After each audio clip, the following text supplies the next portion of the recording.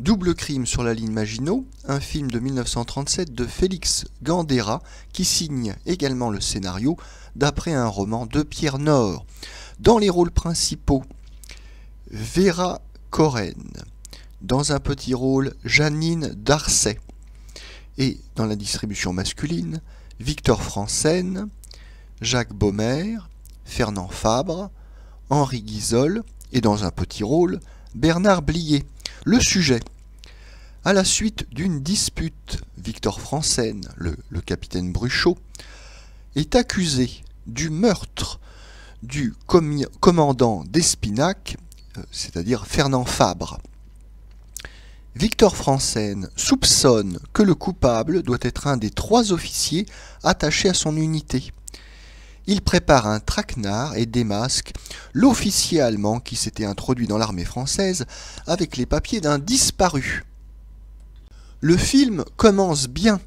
Il s'agit d'un film mi-policier, mi-d'espionnage, et qui a le grand intérêt de nous faire visiter un petit peu la ligne Maginot, enfin du moins les couloirs, réfectoires, dortoirs, puis on voit aussi le petit train électrique qui dessert les tunnels et que l'on a pu voir par ailleurs aux actualités. Donc tout ça fait un côté sur le vif très intéressant. Il y a une intrigue policière qui se greffe dans ce sujet, donc tout semble très bien parti pour ce film. Passé la première demi-heure, malheureusement le film ralentit, pour ne pas dire qu'il se dégonfle. On regrettera, alors bien sûr il y a une intrigue qui est un peu faible dans la fin, puis qui est très prévisible, et qui se dénoue un petit peu, enfin qui fait pchit, on est un petit peu déçu par le dénouement. Mais surtout, l'on regrettera que ce film ne soit pas mené comme un film policier. Nous avons la chance dans la distribution d'avoir Jacques Baumer qui interprète le rôle d'un commissaire de police. Il est toujours excellent dans le rôle des policiers, on se souvient de lui agréablement dans Café de Paris, Derrière la façade, Paris-New York et autres. Et donc on regrettera que ce Jacques Baumer ne mène pas l'enquête réellement. Non, il va se faire voler la vedette par la grande star Victor Franssen. Alors Victor Franssen qui était une des têtes de Turc de François Vineuil, et à juste titre, c'est vrai, il faut bien le reconnaître.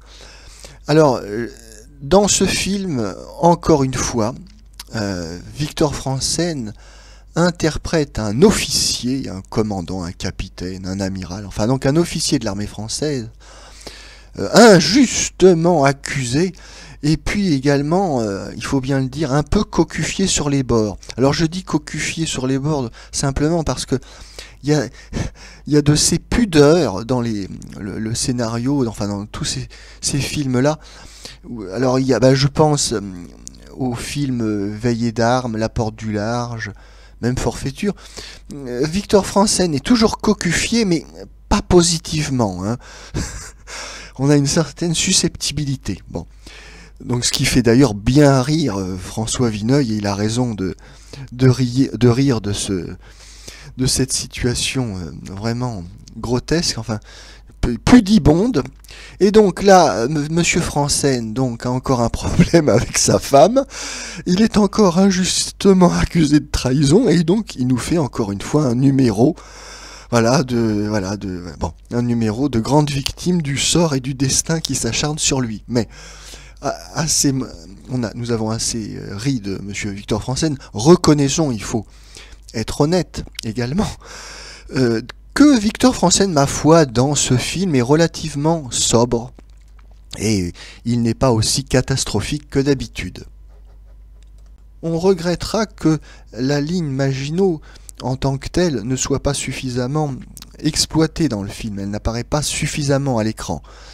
Ça aurait contribué à une certaine atmosphère lourde, une ambiance comme ça de forteresse, de corridor, etc.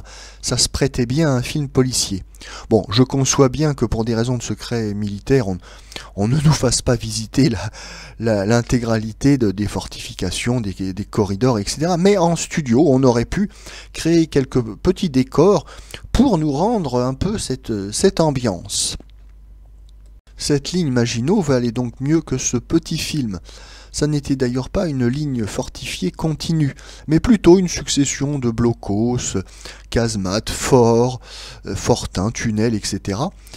et qui avait été conçue par un ancien combattant de la Première Guerre mondiale, le sergent Maginot, qui était invalide d'ailleurs, invalide de guerre, et qui, donc devenu ministre de la guerre, avait fait ce choix stratégique défensif et qui se comprenait car la France avait une démographie faible et n'avait pas beaucoup de soldats à opposer à la vaillante Allemagne pleine de jeunesse et de puissance.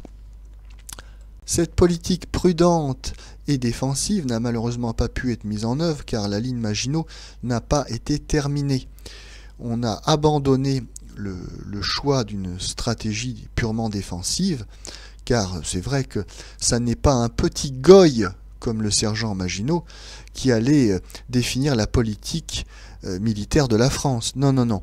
Les maîtres de la finance cosmopolite avaient d'autres projets pour la France et l'Angleterre que une guerre purement défensive. Non, non. Ces puissances prédatrices avaient opté pour une politique d'agression et d'offensive vis-à-vis de l'Allemagne nouvelle qui les gênait considérablement. Dès lors, le compte à rebours pour la guerre était enclenché.